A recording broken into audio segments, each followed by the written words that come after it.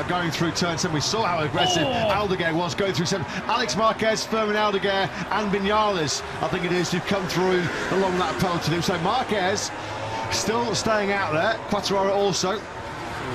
And now, just throw it into mix as well. The rain's getting down. Penalties out the way, shuffle, see where you are in position, and then play it smart. Oh, Quartararo. And Binder. Quartararo and Binder have gone down the final corner. Well, this is just one of the most dramatic Grand Prix we've seen so far. Quartararo has crashed down the final corner. Yamaha can't believe it. Binder down as well. So using the box seats here, Johann Zarco, Jack Miller and Taka Nakagami and Miguel Oliveira, they have not changed at any stage. They're still out there on wets. Oh, you know what? Marquez had a twitch, didn't he? As he got on the gas coming through turn 14. Bradley, talk us through this. Yeah, it literally did nothing wrong except that tiny little bit of lean angle when the track's just a little bit down. Marc got away with that and Fabio didn't. This is Aldeguer versus Pedro Acosta back if there's a second bike change. Marquez in for the first of his double long lap penalties. He's immediately followed by Alex Aldeguer as well. Vinales and Acosta. All hell has broken loose here, hasn't it, in Le Mans. Fabio Quartararo, you could have heard the groans in Paris. You'd have heard the groans. Again, Salvador is up to 9th place now, having saved, of course, any long lap penalties. Quartararo, understandably, absolutely desolate, but of course with the crash, and he's just past the pit lane entrance, so he can't go up pit lane to change bikes, even if he could get French it there for Fabio. Oh, Vinales. Acosta in again. Vinales, Acosta and Vinales. Jack Miller's going to be leading this race in a couple of laps. If all of these riders have to come up pit lane again for a second change, we're watching Jack Miller's sector times to see how far behind the race leader he is. Marc Marquez has just done a 1:41.8 on his slicks.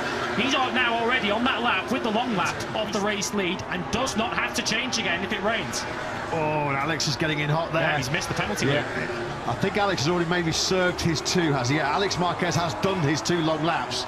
He's inadvertently done a 3rd there. He didn't want to be in there. Maybe his eye line was just caught by Marc ahead of him. So Fermin Aldeguer now leads the French Grand Prix incredibly. Second time by the looks of it, in the last corner as well. Final corner again. Marquez brothers changing bikes.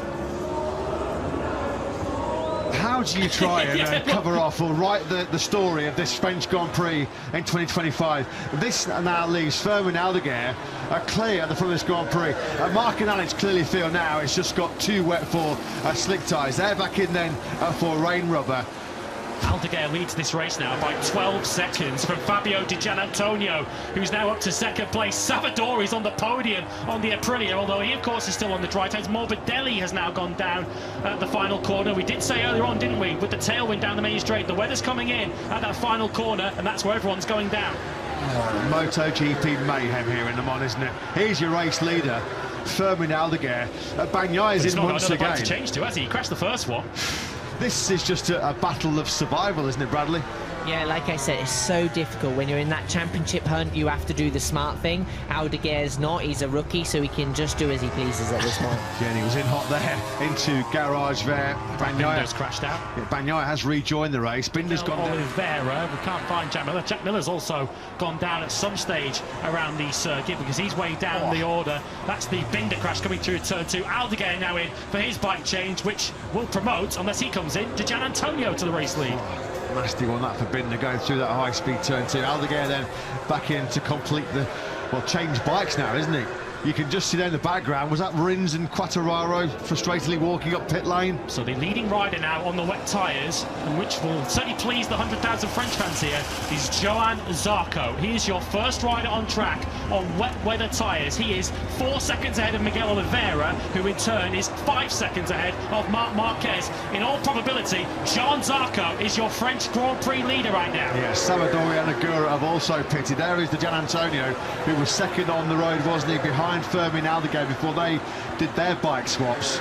We have not had a French rider win their home Grand Prix since 1954.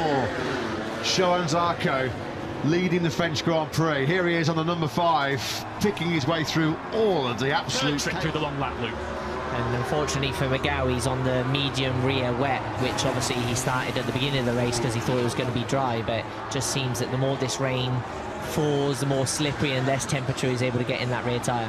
As always, for the second time, you can vote at home for your rider of the race. It might be a case of who's left in this Grand Prix at the end of it. Marquez then has got through. Marc through on Oliveira. That was, we saw Oliveira, he was wide coming through La Chapelle. So now there is Marc Marquez out he goes of Garage Vert. Oliveira's going to get pushed off the podium. Well, right now, that was coming. As Badley just said, he's suffering on that medium rear rain tyre. That cost Marquez a twitch there.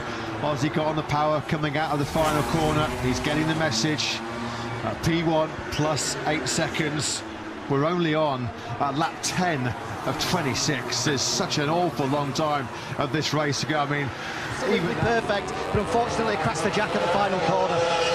Yeah, this feels like one that really did get away for Miller and for Pramac Yamaha. They got the strategy, as Jack mentioned, absolutely bang on the money. Here is Oliveira versus Acosta. All riders drop out, so Johann Zarco continuing to outpace the Marquez brothers. His lead now up over 9 seconds. The key thing for Zarco now is just to make sure that he's got some rain rubber in his soft Michelin rear for the end of this Grand Prix, as Acosta now moves up into 4th place as Oliveira continues to slide back down the order. It's halfway around this lap 13. This was the first corner chaos. Yeah, it's the beast. KTM up the inside of Bagnaia, which then will knock him into the path of Joan Mir, who's on the outside. Look, Mir then checks up. He's got Zarco on the outside, your current race leader. He had to take a scamper through the gravel trap, otherwise he could have been down at the first corner. Well, he was nearly down out, wasn't he, at the very first corner. Zarco taking full advantage of his second opportunity. Yeah, Bastianini on the inside curve. He was way off the optimal line then. Poor old Joan Mir got an absolute clattering, didn't he? Bagnaia will have been thinking now, I was on the wet weather tyres, I could have been in a very good position at this stage, although he might have done the same. The Grand Prix of the Americas last season, Maverick Vinales' victory on the Aprilia, and of course Ducati were looking today to try and break the record for the most consecutive Grand Prix victories. They are going to need something quite spectacular. 18th place, one of several riders in this Grand Prix that has crashed and remounted with Bastianini, with Bagnaia. There was... that would have been still on his dry tyres earlier on in the race. It was just as Marc and Alex Marquez came in to change back over to the wets again. There you can see the slick rear of Frankie Morbidelli. He's in 18th place, of course. Goes through on the inside of Marco Bezzecchi, who at the moment is right at the tail end of the point scoring places in 15th spot.